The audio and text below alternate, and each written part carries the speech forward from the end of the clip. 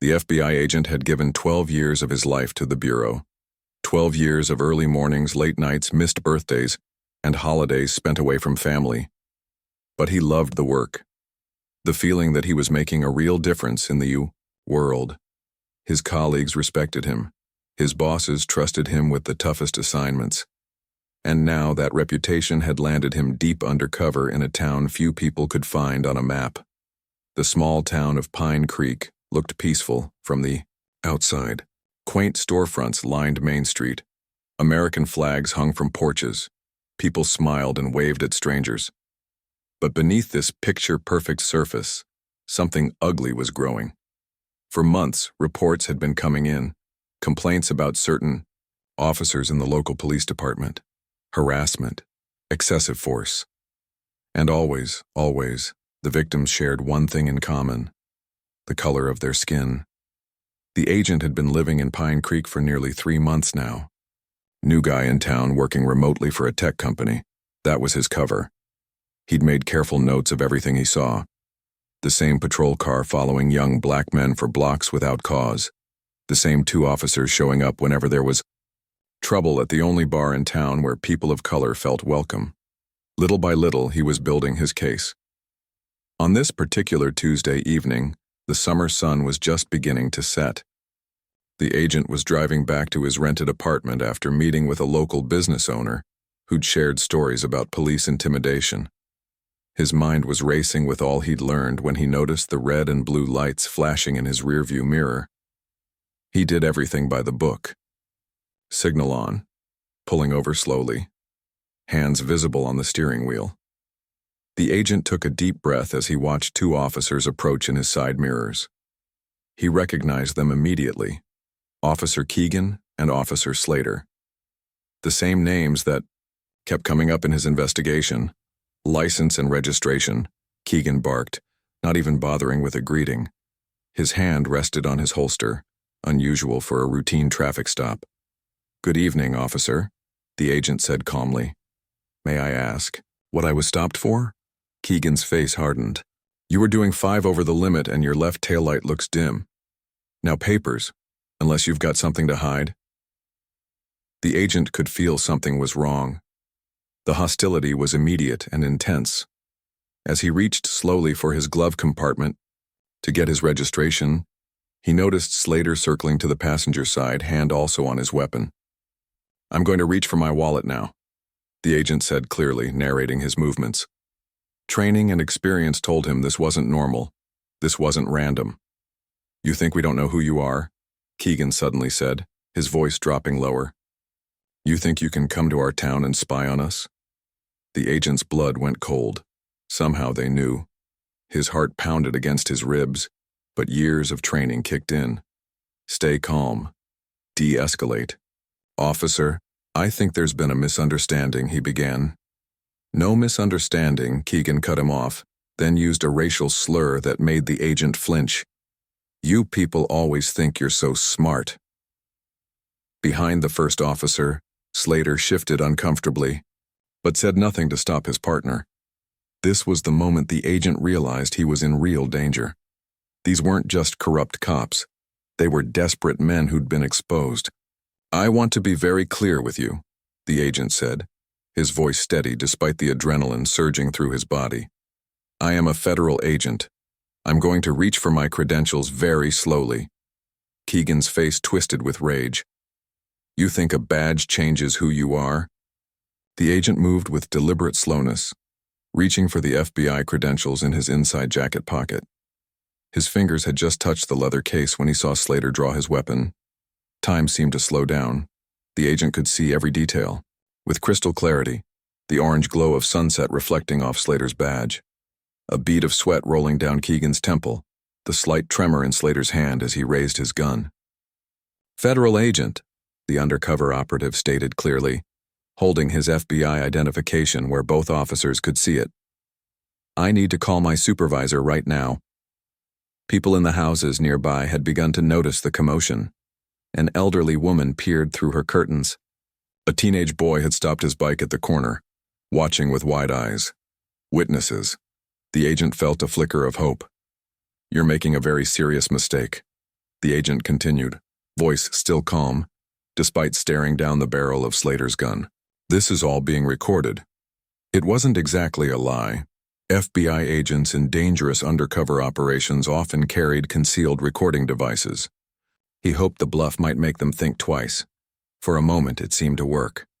Slater's gun lowered slightly. A flash of uncertainty crossed his face. But Keegan wasn't backing down. You've been talking to people, taking notes, thinking you could come here and tell us how to do our jobs. His hand moved to his own weapon. What happens when federal agents have accidents, huh?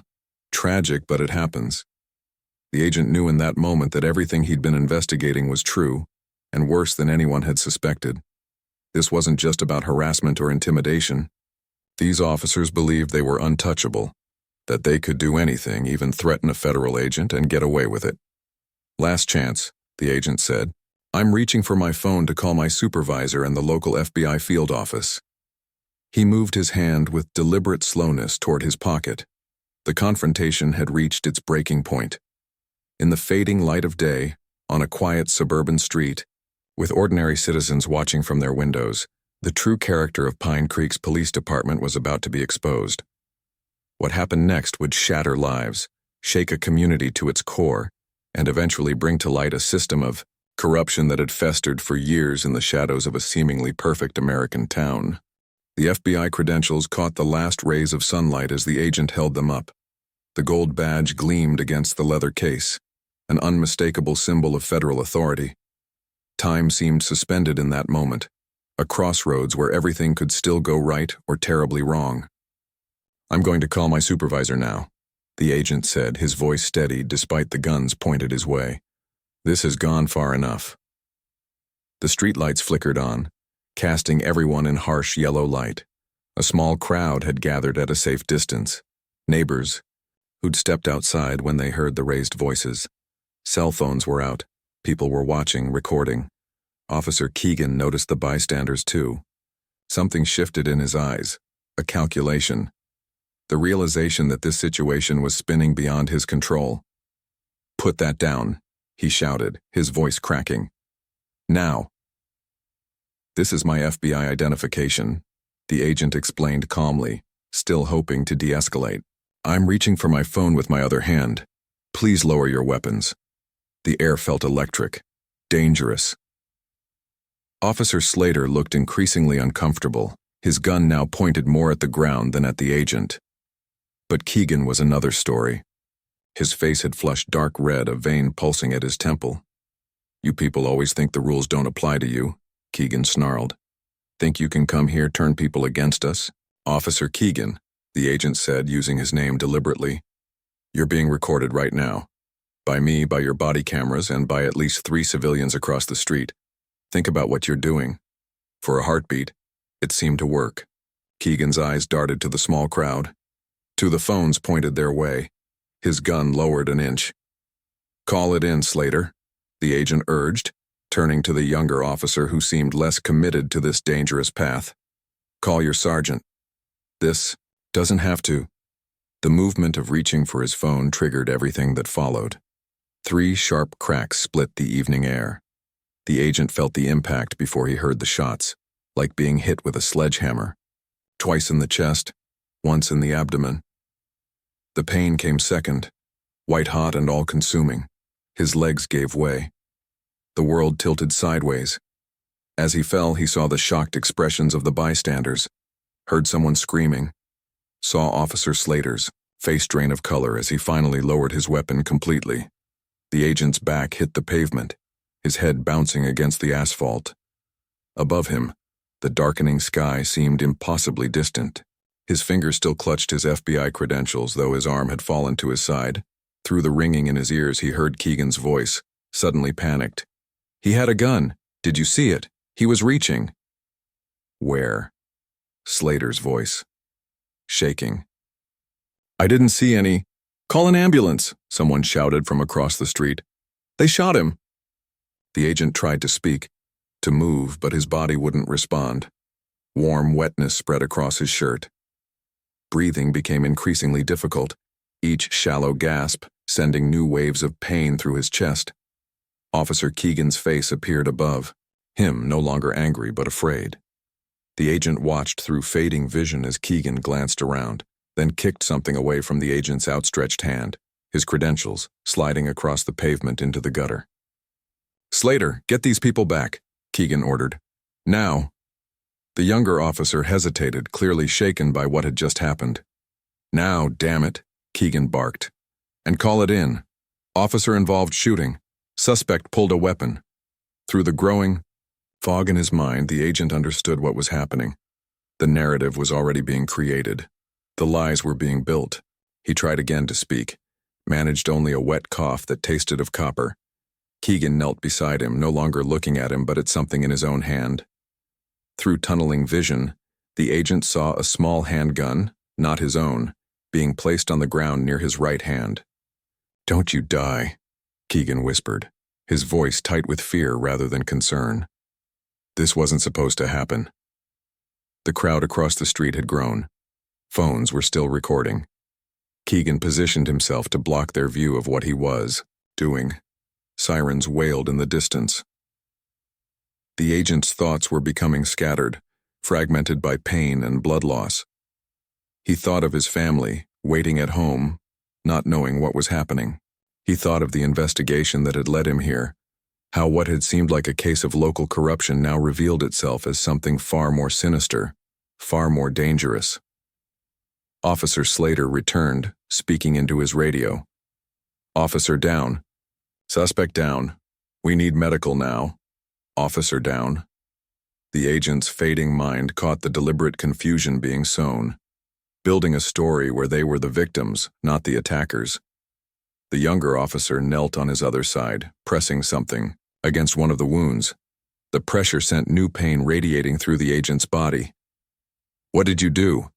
Slater whispered to his partner, his voice breaking. "What did we do?" "Shut up and keep pressure on that wound," Keegan snapped back. More sirens, more voices. The agent's consciousness flickered like a dying light bulb. The last things he registered were the red and blue emergency lights washing over the gathering crowd, the feel of rain beginning to fall on his face, and the terrible realization that if he died here, the truth might die with him. His final thought before darkness took him was a promise to himself. This wasn't over. He would survive. He would speak the truth. And those responsible, not just the man who pulled the trigger, but everyone who had created a system where this could happen, would face justice. The hospital waiting room buzzed with tension. A dozen FBI agents had arrived within hours of the shooting, taking positions throughout the building. 2 stood guard outside the intensive care unit where their wounded colleague fought for his life. 3 surgeries in less than 24 hours. The doctors weren't making promises. The lead investigator paced the hallway, her phone pressed to her ear. She was a 20-year veteran of the Bureau, known for her methodical approach and unshakable calm. But today, her voice carried an edge that made younger agents step carefully around her. "I don't care what the police chief says," she told the person on the other end of the call. "This is a federal investigation now. My agent was shot while displaying his credentials. 3 times. We're taking jurisdiction, and I want every piece of evidence secured before anything mysteriously disappears." She ended the call and turned to the small team gathered around her. Their faces showed the same mix of anger and determination that she felt. "They're already spinning a story," she told them, claiming our guy reached for a weapon, saying they acted in self-defense. Her eyes narrowed. "But there are witnesses and videos. We move fast on this, today, before they have time to coordinate their stories or tamper with evidence." The team split up, each with clear assignments. 2 agents headed to the police station with federal warrants for the officers' body cameras, dashcam footage, and service weapons. 3 more went to canvass the neighborhood where the shooting occurred, collecting witness statements and any civilian videos of the incident. Another team worked with digital forensics to recover any deleted files from police servers. What they found over the next 48 hours painted a disturbing picture. The body camera footage had indeed been deleted from the main server, but not before it automatically uploaded to a cloud backup. When recovered, it showed exactly what happened. An FBI agent clearly displaying his credentials, announcing his identity, and being shot while reaching for his phone. It also captured Officer Keegan kicking away the agent's FBI credentials and planting an unregistered gun near his hand, all while his partner watched in shocked silence. Fingerprint analysis of the planted weapon showed only Officer Keegan's prints, none belonging to the wounded agent. The ballistics report confirmed all 3 shots came from Keegan's service weapon, but perhaps most damning were the text messages recovered from the officers' phones. Messages exchanged earlier that day showed they had somehow identified the undercover agent and planned to confront him. Got a name on that Fed sniffing around. Tonight? Yeah, regular patrol. Make it look routine. More disturbing were the messages going back months, revealing a pattern of targeting people based on race, with slurs and language too offensive to repeat. These messages included several superior officers who had helped cover up previous incidents. By Day 3, the investigation had expanded dramatically. What began as looking into one shooting now revealed an entire department with deep-rooted problems. The lead investigator brought in more agents as former victims began coming forward, people who had been harassed, threatened, or assaulted by the same officers, but whose complaints had been buried. A young woman described being pulled over repeatedly by Officer Keegan, each time with increasing intimidation. A local business owner explained how police would park outside his store for hours driving away customers after he filed a complaint about excessive force. A college student showed hospital records from when resisting arrest left him with 3 broken ribs, though video later showed he had been fully cooperative. In the police station, cracks were beginning to show. Officer Slater, the younger partner who had watched the shooting, requested to speak with federal investigators. His lawyer sat beside him as he nervously fidgeted with a paper cup. "I want immunity," he said quietly. "That depends on what you have to offer," the lead investigator replied, her face giving away nothing. Slater looked down at his hands. "I never signed up for this. For shooting federal agents. For planting evidence." He took a shaky breath. "This isn't the first time. Keegan has done this before, and people higher up, they know. They helped cover it up." "Names," the investigator said. "Times, dates, incidents. We need everything." For the next 4 hours, Slater talked about how new officers were taught which neighborhoods to target for stops, about how complaint forms would mysteriously disappear, about the coded language used to identify which drivers to pull over, about how certain officers were protected no matter what they did. "There's a group of them," he explained. "They call themselves the Old Guard. They run everything. Nothing happens in that department without them knowing." When asked why he was coming forward now, Slater looked genuinely troubled. "I saw the Fed's face when he got shot. He didn't have a weapon, he wasn't threatening anyone, he was just doing his job." He paused. "And I keep thinking, how many others were just doing nothing wrong? How many people did we hurt because they fit a certain description or lived in a certain area? I can't sleep anymore." His testimony broke the case wide open. With one insider speaking, others followed. A dispatcher revealed records of calls that had been deliberately misclassified. A former officer who had quit the department shared internal communications showing systematic discrimination. An administrative assistant provided access to files that documented how complaints against certain officers were consistently dismissed. Meanwhile, in the intensive care unit, the wounded agent finally stabilized. Though still unconscious, doctors upgraded his condition from critical to serious. His family kept vigil, surrounded by fellow agents who never left his side. The Bureau had become a family, circling to protect one of their own. On day 7 of the investigation, the lead investigator stood in front of the hospital window, watching rain stream down the glass. Her phone buzzed with updates every few minutes. New evidence, new witnesses, new angles to pursue. What had begun as a shooting investigation had uncovered something far more extensive, a corrupt system that had operated unchecked for years. She thought about the agent lying in the hospital bed behind her. He had gone undercover looking for evidence of departmental corruption. He'd found it in the worst possible way. But his sacrifice had cracked open something that might otherwise have remained hidden for years. "We're going to finish what you started," she promised quietly. Every last one of them will answer for this. The first thing the FBI agent became aware of was the steady beeping of machines, then the antiseptic smell of the hospital room. His eyelids felt impossibly heavy, but he forced them open, blinking against the harsh light. A nurse noticed and quickly moved to his side. "You're in the hospital?" she explained gently. "You've been here for almost 3 weeks." 3 weeks. The agent tried to speak, but his throat felt like sandpaper. The nurse offered him ice chips. "Your family is right outside," she said. "And about half the FBI office, I think. They've been taking shifts, making sure someone was always here." The agent's memory returned in fragments. The traffic stop, the confrontation, the sound of gunshots. He tried to move and winced at the sharp pain in his chest and abdomen. 3 bullets, the doctor explained later that day, after tearful reunions with family and colleagues. 2 in the chest, 1 in the abdomen. You lost a lot of blood. We had to operate 3 times. He adjusted his glasses. "You're very lucky to be alive." Lucky wasn't how the agent felt. Every breath hurt. Every movement sent pain radiating through his body. But he was alive, and he remembered everything. When the lead investigator visited, she brought a recorder. "Are you up for giving a statement?" she asked. "While it's still fresh?"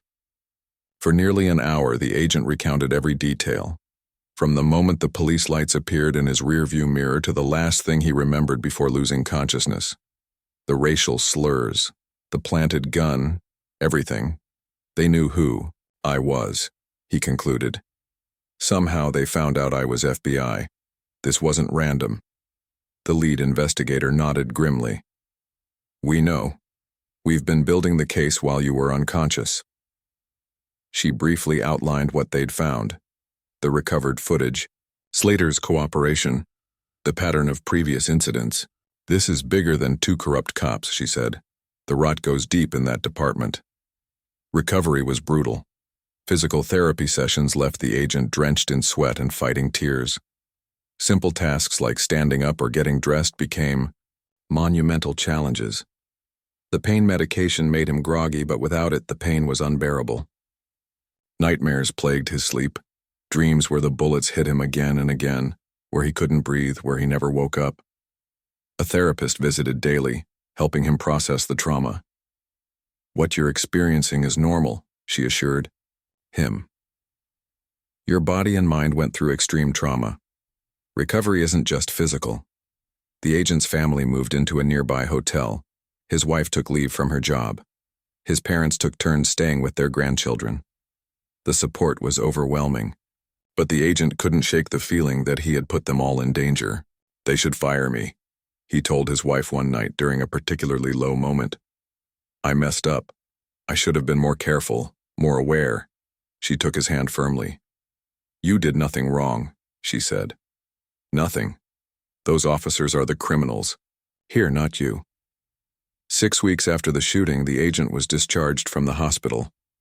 Walking was still difficult. The doctors warned that complete recovery would take months, maybe longer. Chronic pain might be a lifelong companion. But he was alive, and he was determined to see justice done. The trial date was set for 4 months later. As the agent's strength gradually returned, he worked closely with the prosecution team, reviewing evidence and preparing his testimony. The FBI had built an airtight case. The defense attorneys requested multiple delays, but the judge, seeing the seriousness of the charges, denied most of them. When the trial finally began, it drew national attention. News vans lined the streets outside the federal courthouse. Protesters gathered with signs demanding justice and police reform. The agent's arrival required security escorts through side entrances. Inside the courtroom, Officer Keegan sat at the defense table in a dark suit, his face a mask of defiance. Next to him, his high-priced defense attorney shuffled papers. On the prosecution side, federal attorneys had built a case that included the recovered body camera footage, forensic evidence contradicting the official police report, Slater's damning testimony, and a documented history of similar incidents. The morning the agent was scheduled to testify, the courthouse hallway fell silent as he made his way to the courtroom. The physical signs of what he'd endured were still visible. The careful way he walked, the occasional grimace of pain, the weight he hadn't yet regained. But there was something else visible too: unwavering determination. The bailiff opened the courtroom door. Every seat was filled. Journalists scribbled notes. Family members of other victims watched intently. Fellow FBI agents sat in silent support. "Are you ready for this?" the lead prosecutor asked quietly. The agent nodded. He had prepared for weeks, going over his testimony, ready for the defense's attempts to discredit him or twist his words. But nothing could prepare him for the moment he entered the courtroom and looked directly at the man who had shot him. Their eyes met across the room. Keegan's jaw tightened. The agent felt a momentary surge of anger, quickly replaced by something else: resolve. This wasn't about vengeance, it was about truth. About ensuring that what happened to him wouldn't happen to anyone else. When called to the stand, the agent moved deliberately, each step still slightly painful. He placed his hand on the Bible, swore to tell the truth, and took his seat. The courtroom was completely silent as he began to speak. "I want to be clear about what happened that night," he began, his voice steady and clear. "I identified myself as a federal agent. I displayed my credentials. I followed every protocol. And I was shot 3 times while reaching for my phone." For the next 2 hours, he walked the jury through every moment of that night.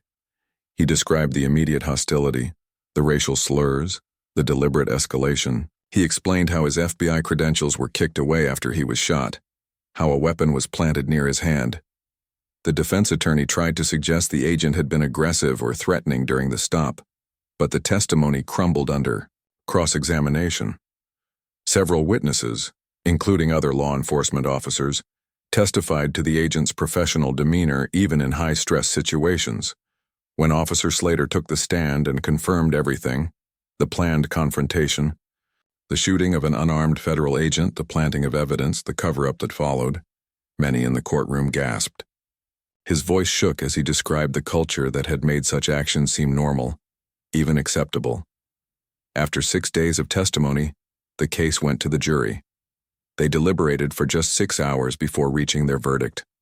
As the courtroom filled, for the verdict announcement, the agent sat with his family, his hands clasped tightly together.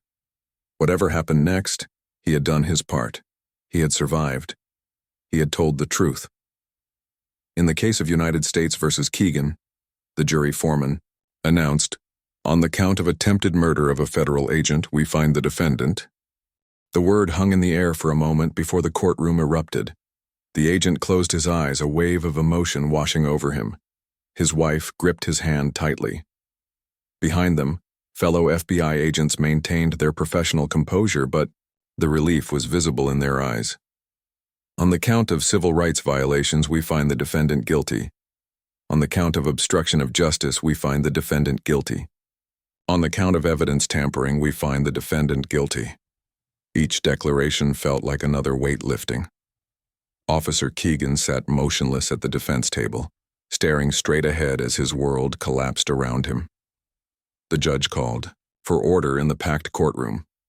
"Sentencing will be scheduled for 3 weeks from today," he announced. "The defendant is remanded into custody until that time." As marshals led Keegan away, he finally looked at the agent. There was no remorse. In his eyes, only cold hatred. The agent met his gaze steadily, refusing to look away first.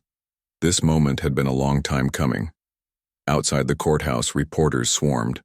The lead prosecutor delivered a brief statement. "Today's verdict sends a clear message that no one is above the law, not even those sworn to uphold it. Justice has been served, but there is still work to be done." The agent declined to speak on camera. He was exhausted, the emotional toll of the trial catching up with him. His team formed a protective circle around him as they made their way to waiting vehicles. That night, for the first time in months, the agent slept without nightmares. 3 weeks later, they returned to the courthouse for sentencing. The judge entered, his expression grave. After the formalities, he looked directly at Keegan. "The crimes you have been convicted of strike at the very heart of our justice system," he began. "You betrayed your oath, abused your authority, and very nearly took the life of a federal agent who was simply doing his job. More troubling still is the evidence that this was not an isolated incident, but part of a pattern of misconduct that appears to have been tolerated, even encouraged within your department. The courtroom was completely silent as the judge continued. I have received letters from community members describing similar encounters with you. I have reviewed the testimony about the culture of your department, and I have considered the complete lack of remorse you have shown throughout these proceedings. The judge paused, removing his glasses. Officer Keegan, I sentence you to 14 years in federal prison without the possibility of early parole. Additionally, you are permanently barred from serving in any law enforcement capacity in the future. The sentence sent shockwaves through police departments nationwide. 14 years was one of the harshest sentences ever handed down to a police officer for on-duty conduct. It set a precedent that would be cited in similar cases for years to come. But the verdict and sentencing were just the beginning of the changes that followed. The Department of Justice launched a comprehensive investigation into the entire police department, resulting in its placement under federal oversight. Within weeks, the police chief resigned in disgrace, followed by 3 high-ranking officers, who faced their own charges for obstruction of justice and civil rights violations. The town established an independent civilian oversight board with real authority to investigate police conduct. Body cameras became mandatory for all officers, with footage automatically uploaded to secure servers beyond local control. The department's hiring and training protocols were completely overhauled, with emphasis on de-escalation techniques and community engagement. For the wounded agent, recovery continued. The physical wounds healed faster than the emotional ones. He still startled at the sound of sirens, still had moments where pain from his injuries would flare unexpectedly, still sometimes woke in the night, heart racing, the memory of gunshots echoing in his mind. The Bureau offered him a desk job, but he surprised everyone by requesting a position at the FBI Academy instead. I want to teach, he explained to his supervisor. I want to make sure the next generation of agents learns from what happened to me. 6 months later, he stood in front of his first class of new recruits. He didn't begin with the curriculum or training objectives. Instead, he rolled up his sleeve, revealing the scars from his surgeries. These are the consequences of corruption, he told them quietly. Not just for me, but for a community that lost faith in those sworn to protect them. For good officers whose reputations were tarnished by the actions of a few. For a system that failed at multiple levels. He moved carefully around the classroom, still walking with a slight limp that might never fully disappear. You're here because you want to uphold the law, to protect the innocent, to serve justice. But those aren't just words on a plaque or a badge. They're a sacred responsibility, and sometimes they come at a cost. The classroom was silent, every face focused intently on him. What happened to me could have remained hidden. One more incident buried in files and excuses. But because people spoke up, witnesses who recorded what they saw, an officer who finally chose truth over loyalty, investigators who refused to accept the official story, the truth came out. And because the truth came out, real change followed.